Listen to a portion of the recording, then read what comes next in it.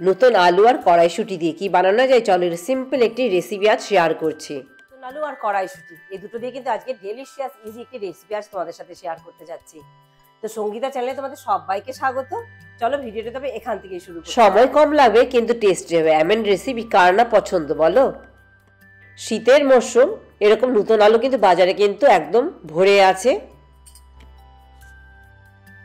তাই আজকের রেসিপিটি নতুন আলু দিয়েই বানাতে যাচ্ছি। তেমনি কিন্তু এদিকে ফ্রেশ কড়াইশুঁটিও কিন্তু বাজারে ছড়াছড়ি, এখন শীতের মরশুম খুব ইজিলি পাওয়া যাচ্ছে।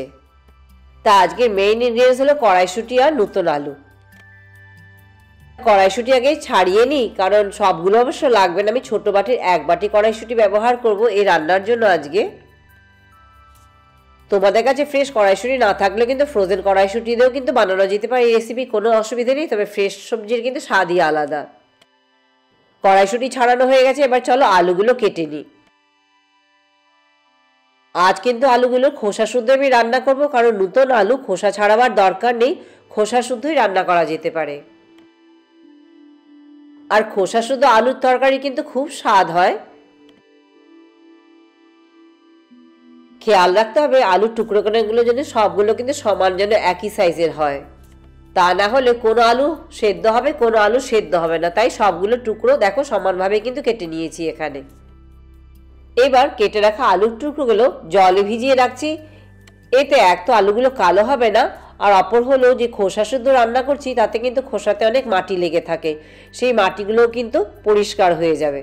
তাই অবশ্যই কিন্তু একটু ভিজিয়ে রেখে তারপর কিন্তু ভালো করে ঘষে আলুগুলো কিন্তু ধুয়ে নিয়ে যদি খোসা শুদ্ধ আলুর তরকারি করো তোমরা। এইদিকে কড়াতে 2 টেবিল চামচ তেল ভালো করে গরম করে নিচ্ছি। তেল গরম হতে হতে এদিকে আলুগুলো ভালো করে ধুয়ে কিন্তু জল ঝরিয়ে নিচ্ছি। তেল গরম হলে দিচ্ছি 2 ফোড়নে তেজপাতা, আর দিচ্ছি 1/2 চা চামচ গোটা জিরে, আর সামান্য কিন্তু হিং দেব। খুবই সামান্য ঘরে থাকা মশলা দিয়ে কিন্তু এই আলুর তরকারি তোমরা বানিয়ে নিতে পারবে। ব্যাস হিং দিয়ে একটু নেড়েচেড়ে দিয়ে দিচ্ছি এবার ধুয়ে রাখা আলুর টুকরোগুলো। মিনিট 2 মিডিয়াম হিটে একটু নেড়েচেড়ে দিয়ে দিব স্বাদ অনুযায়ী লবণ, আর দেবো 1/2 চা চামচ হলুদ। যে কোনো মরশুমে কিন্তু সবজি বা ফল আমাদের খাওয়া উচিত, কারণ তাদের নিউট্রিয়েন্টস ভালো কিন্তু অনেক হাই থাকে। তাই এখন বাজারে নতুন আলু, নতুন কড়াইশুঁটি, তাই এই রেসিপিটি তোমরা বানিয়ে কিন্তু খেয়ে দেখো। হলুদ লবণ দিয়ে একটু নেড়েচেড়ে 3 থেকে 4 মিনিট ঢাকা দিয়ে বা রান্না করে নেব। এদিকে নিয়েছি একটু ছোট টুকরো আদা, আর নিয়েছি কয়েকটি কাঁচা লঙ্কা।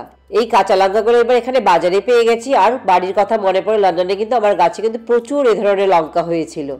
আদা আর লঙ্কা এই হামানদিস্তাতে কিন্তু আমি একটু থেতো করে নেব। তোমরা চাইলে মিক্সিতেও পেস্ট করে নিতে পারো, তবে এরকম থেতো করে রান্না করে দেখো সবজি স্বাদ কিন্তু অনেক ডিফারেন্সটা বুঝতে পারবে তখন।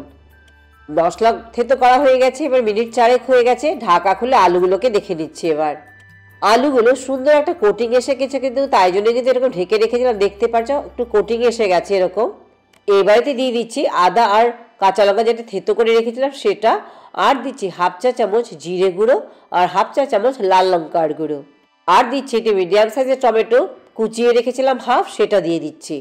গ্যাসের আঁচ কিন্তু মিডিয়ামে রেখে দিয়েছি। একটু নেড়ে চেড়ে নিচ্ছি।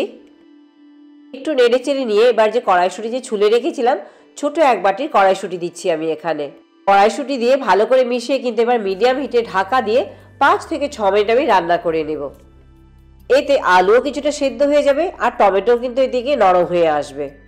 তাই এবার ঢেকে দিচ্ছি।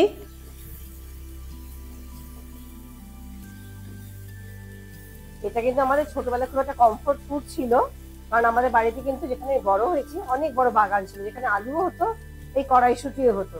তো গরম গরম এই ভাতের সাথে এই ফ্রেশ মটরশুঁটি, কড়াইশুঁটি আর আলু দিয়ে যে সবজিটা খেতে কিন্তু দুর্দান্ত। তবে হ্যাঁ, ফ্রেশ সবজির কিন্তু আলাদাই, সিজনাল ভেজিটেবল আলাদাই স্বাদ হয় সেটা। ঢাকা খুলে দিয়েছি, দেখতেই পাচ্ছ টমেটো কিন্তু খুব ভালোভাবে গলে গেছে। এবারেতে দিয়ে দিব 1.5 গ্লাস জল, বড় গ্লাসে 1.5 গ্লাস জল দিচ্ছি এতে। আলু কিন্তু এখনো পুরোপুরি সেদ্ধ হয়নি, আলু সেদ্ধ হতে হবে। আলুও কিন্তু অনেকটা ঝোল টেনে নেয়। এবার ঢাকা দিয়ে ততক্ষণই রান্না করবো যতক্ষণ পর্যন্ত আলু ভালোভাবে সেদ্ধ হয়ে যায়। রান্না কিন্তু প্রায় হয়েই এসেছে, আর খুব ডিফিকাল্ট কি রেসিপিটি রান্না করা বলো, খুবই ইজি, খুবই ঘরে থাকা ইনগ্রেডিয়েন্টস কিন্তু বানিয়ে নিতে পারবে, ঝটপট ডেলিশিয়াস একটি রেসিপি। ঢাকা খুলে দেখে নিচ্ছি এবার আলু ভালোভাবে সেদ্ধ হয়েছে কিনা। আলু সেদ্ধ হয়ে গেছে। এখানে সবচেয়ে মজার জিনিস হলো এই রেসিপিতে দেখতেই পাচ্ছ আলু কিন্তু সেদ্ধ হয়ে গেছে। এই রেসিপি যেমন আমরা ভাতের সাথে খেতে পারি, আবার কিন্তু চাইলে রুটি বা পরাঠার সাথে স্কুলের লাঞ্চ বক্সেও কিন্তু দিতে পারি। সেই ক্ষেত্রে কিন্তু ঝোলটা আমাদেরকে শুকিয়ে নিতে হবে আরও। আমি কিন্তু ঝোলের এই কনসিস্টেন্সিতে গ্যাস বন্ধ করে দেবো, কারণ আলু কিন্তু আরও একটু ঝোল টেনে নেবে।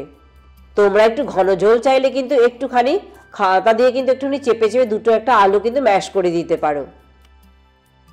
আবার যদি ভেবে থাকো রুটি বা পরাঠার সাথে খাবে বা লুচির সাথে খাবে, তবে কিন্তু আরও একটু ঝোলটা কিন্তু ঢাকা ছাড়া রান্না করে শুকিয়ে নিও। রান্না হয়ে গেল, এবার আমি গ্যাস বন্ধ করে দিচ্ছি। তা চলো, ভিডিওটা আমি এখানেই শেষ করছি। ভালো লাগলে লাইক, শেয়ার, সাবস্ক্রাইব করতে একদম ভুলো না। পরে আবার অন্য কোনো ভিডিও নিয়ে তোমাদের কাছে চলে আসবো। সবাই ভালো থেকো, চলো বাই বাই।